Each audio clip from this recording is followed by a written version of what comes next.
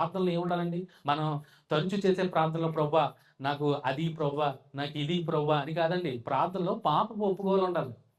ఆ! తగ్గింపు స్వభావం ఉండాలి. కానీ ఇవేమి చేయరు మన ప్రార్థనలో. ఎంతసేపు మన ప్రార్థనలో లిస్టే ఉంటది. ఆ!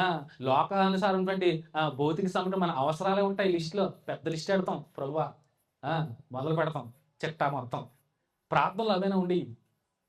మనం చేసే నిత్యం చేసే ప్రార్థనలు అవే ఉన్నాయి. అవునా?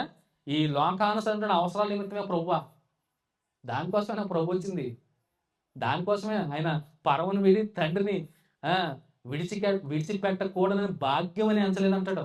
ఆ! తండ్రితో సమానమైన స్థితిని వదిలిపెట్టి వచ్చాడు అంటే, నీకు భౌతిక సంబంధమైన అవసరాలు అంటే ఇల్లులు, వాకిళ్ళు, పొలాలు, స్థలాలు ఇవ్వడానికా? కాదే. ఆ! పాపపు ఊబిలో కూరుకుపోయి నిన్ను లేవనెత్తడానికి వచ్చాడే. పాపపు స్థితిలో చచ్చిన స్థితిలో ఉన్న నిన్ను బ్రతికించుకోవడానికి వచ్చాడే. ప్రభువా నేను పాపిని ఆ! అని పాపపు ఒప్పుకోవాలుండాలండి నిజంగానే. ఆ! పాపాన్ని ఒప్పుకోవాలి. ఒప్పుకొని ప్రార్థించుకోవాలి ఖచ్చితంగా. యాకోబు గారు అద్భుతంగా మాట్లాడతారు. యాకోబు రాసిన పత్రికలో ఇదే విషయాన్ని తెలియజేస్తాడు. చూడండి ఒకసారి యాకోబు రాసిన పత్రికలో 5వ అధ్యాయము.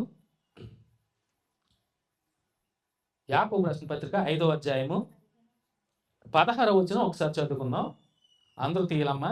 మీ పాపములను ఒకనితో ఒకడు ఒప్పుకొనుడి. చూడండి ప్రార్థన చేసే ముందు మీ పాపాలని ఒకనికొకడు ఒప్పుకొనుడి. ఎందు నిమిత్తం?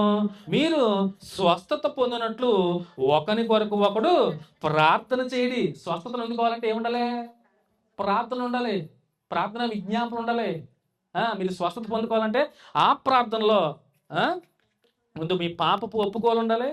ఆ మీరు స్వస్థత పొందినట్లు ఒకని కొరకు ఒకడు ప్రార్థన చేయుడి. నీతిమంతుని విజ్ఞాపన మనఃపూర్వకముకై బహు బలము గలదై ఉండును. నీతివంతుని విజ్ఞాపన ఎవరైతే క్రీస్తునందు నీతిమంతులుగా తీర్చబడతారో అలాంటి వారి ప్రార్థన ఖచ్చితంగా ఎక్కడికి వ్యర్థమైపోదండి.